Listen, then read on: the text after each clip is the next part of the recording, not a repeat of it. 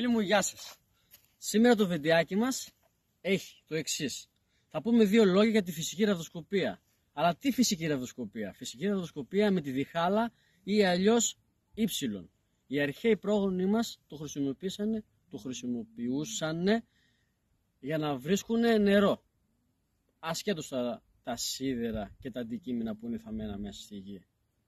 Πιο πολύ το χρησιμοποίησαν για νερό.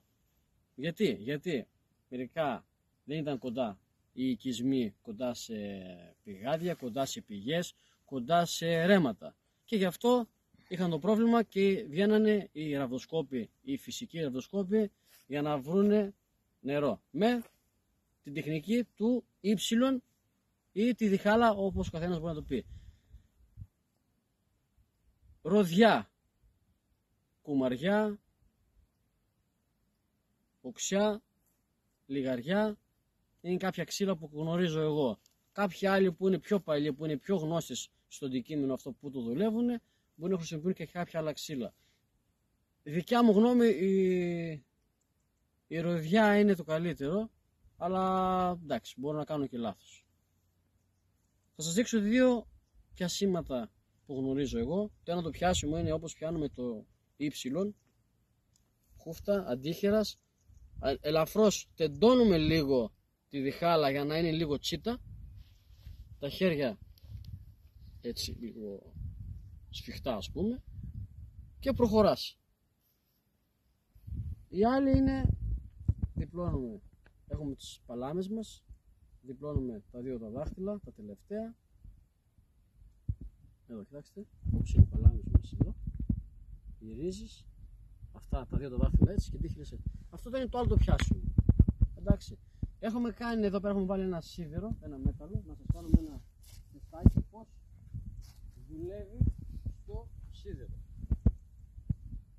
Δεν ξεχωρίζει το ύψιλον αν είναι χρυσός, αν είναι σκουριά, αν είναι χαλκός, αλουμίνιο, μπρούτσος, τέτοια. Είναι δύο κινήσεις. Μία κάτω, μία πάνω. Άλλο πιάσιμο του νερού, άλλο πιάσιμο του μετάλλου που είναι μέσα στο έδαφος. Λοιπόν, ας πάμε τώρα για το μέταλλο. Ας πάρουμε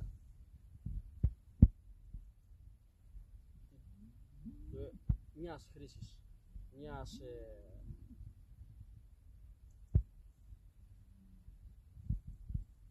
λοιπόν, είμαστε σε θέση και προχωράμε.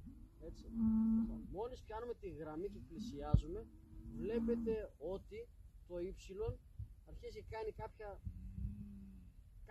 ανεβοσβήματα, πάνω κάτω ανεβαίνει, κατεβαίνει. Λοιπόν, όταν πλησιάζουμε στο μέταλλο, θα κάνει αυτό το πράγμα εδώ. Για να κάνω έτσι, θα κατέβει. Δηλαδή, όταν έχουμε σίδερο, σε χτυπάει στο στήθος. Δηλαδή, είμαστε έτσι, δηλαδή, χτυπάει αυτό το πράγμα. Εντάξει. Πάμε ακόμα μία φορά με τη τεχνική αυτήν τη μία, που είναι με τις παλάμες ανοιχτά. Δηλαδή, άμα και εγώ δεν είμαι, τώρα το μαθαίνω σιγά σιγά. Μπορεί να γίνει και από μακριά αυτό το πράγμα, δηλαδή να καθίσεις και να γυρνάς και να κουνάς το ύψιλον για να δεις. Και σου κάνει κάποια πάνω έτσι, σου δείχνει ότι ξέρεις κάτι υπάρχει εκεί, ενώ εκεί μένει στάσιμο, εκεί κάνει αυτό το πράγμα. Τώρα εμείς επειδή είμαστε κοντά, έχει πιο πολύ ένταση το σαν μέταλλο, αλλά πρέπει να το βρεις. Πρέπει σίγουρα να γίνει εξάσκηση, όχι μία και δύο φορές. Πρέπει αρκετές φορές να κάνεις μία εξάσκηση και να βγεις σωστός. Λοιπόν, είμαστε τεντωμένοι, εδώ, κρατάμε, προχωράμε. Βλέπετε ότι κάνει πάνω κάτω μόνο του. Δηλαδή μόλις φτάσω,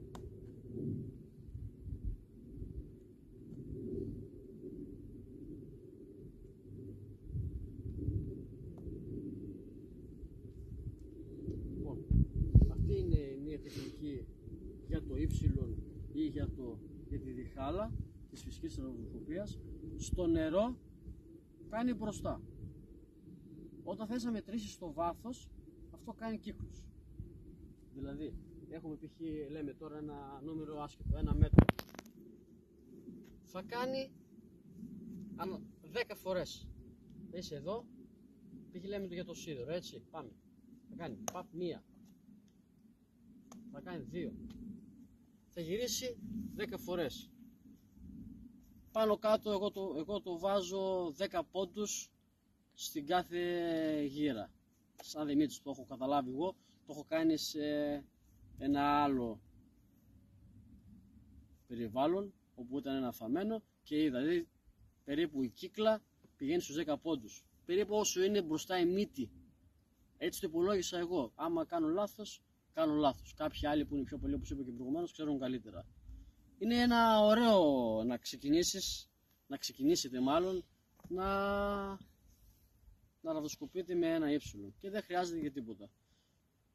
Αυτά τα λίγα από μένα. Σας ευχαριστώ πάρα πολύ που είστε στο κανάλι μου.